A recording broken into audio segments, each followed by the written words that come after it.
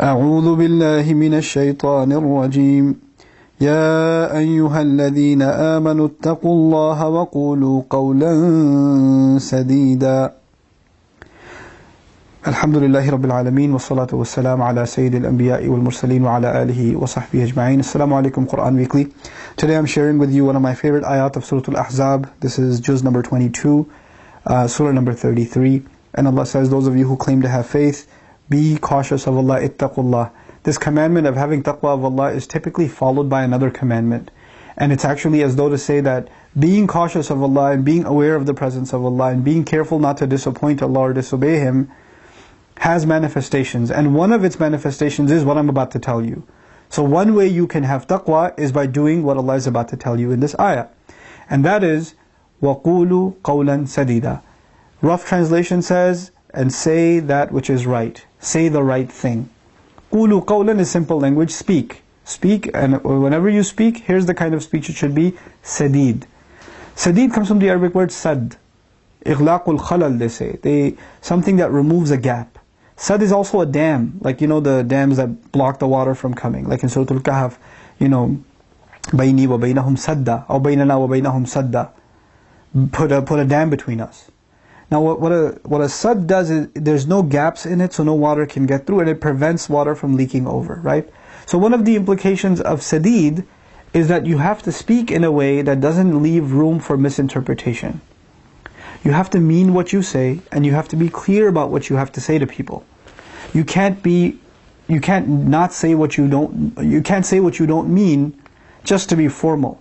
Sometimes because there's formalities, people say things like, you're resigning from the company, and you write an email and you're like, I really appreciated my time here and I thank the management for this and that and the other. You're writing this whole thing, but in your heart you're like, I hate these people, I can't believe I'm leaving this company, these people are so disgusting, etc., etc. There's completely opposite thoughts in your mind and what you're putting down in writing. This is not clear speech, and this is not open speech. You don't have to be disrespectful in your speech, but you have to be honest to yourself.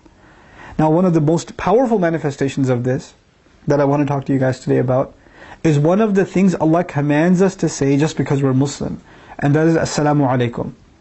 When I say Assalamu alaikum to you, and when you say Wa alaikum assalam to me, and vice versa, then actually we've made an open declaration to each other that there is no beef between us, there's no quarrel, there's no fight, I have nothing held against you, I have no grudges with you, I have no more problems. I may have had problems in the past. Now that I have said peace upon you, I'm wishing that Allah's peace is on you, that I am at peace with you. I'm hoping your life is surrounded by peace, and there is no disturbances in your life, nothing that takes your peace away. That is Assalamu alaikum. That's a declaration of peace, really, towards the other. And it's also a declaration that I have no more issues with you. Now imagine you just had a fight with your wife, and you're about to go into the office.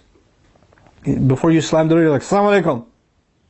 She says, Wa alaikum assalam. Slam the door. That's not qawl sadid. You didn't say what you meant. You didn't mean peace. You just said it because you kind of have to say it. When the Prophet commands us, sallallahu alayhi wasallam, you shouldn't talk to, three days shouldn't go by and you haven't said salam to your brother. That doesn't mean you 2.5 days later call the guy and like, hey, Assalamu alaikum. Wa alaikum assalam. Hang up. That's over. That's not what the point is. The point is when you say salam and you say what you mean, because the ayah says when you speak what you mean, it's over, it's done. Let's move on. So salam itself, if we understood what assalamu alaikum meant, and if that became qawl sadid for us, then our relationships would be totally different. Allah wouldn't let us hold grudges. Just the sunnah of assalamu alaikum it keeps us from holding grudges, subhanallah. And then finally, the meaning of sadid also is as-sawab min al-qawl, correct speech. Not only say what you mean, say the right thing. Say the right thing. If you don't have the right thing to say, don't say it. Just remain quiet. So have taqwa of Allah and only open your mouth when you have something correct to say. And don't say inappropriate things, don't say offensive things. And say things that cannot be, that sometimes people talk in language that has dual meanings. Right? Don't do that. Don't say things that mean something offensive, and it can mean something good too. And you could do that with salam, with your tone. Assalamu alaikum. Okay, what was that? Yeah, wa alaikum salam, whatever. What is that? That means you are disregarding someone with a statement that's supposed to honor them. Say it the way it's supposed to be said. Say it the way it's not misinterpreted. And language isn't just about the words you use, it's the body language, it's the tone you take. All of that has to line up so that the other understands you very, very, very clearly. And they don't read in between the lines, did you mean something else? Were you speaking in code? You know? We have to learn this. Because when you're upset with someone and they say, hey, what's wrong? And you say, oh, nothing. Oh, nothing. Yes, there is something wrong. And you need to find a respectful way, not to vent, but to let others know when something's wrong. This is part of qawl sadid also. May Allah give us the ability to be clear in our speech with each other, and may Allah really give us the ability to turn our salams into qawl sadid, into real clear and meaningful speech that gets rid of all of our grudges that we have against each other. And may Allah give us the strength to forgive one another and build on our relationships, even though we make mistakes towards each other along the way. Barakallahu li wa lakum. Wassalamu alaikum wa rahmatullahi wa barakatuh. One of my favorite ayat of Surah Al-Ahzab, ayah number 70. This is the 22nd Juz Quran Weekly that we are doing. Okay, fine. Let's just start. Fine. Or you want to do the ayah again? Yeah. A short ayah? Yeah, sure.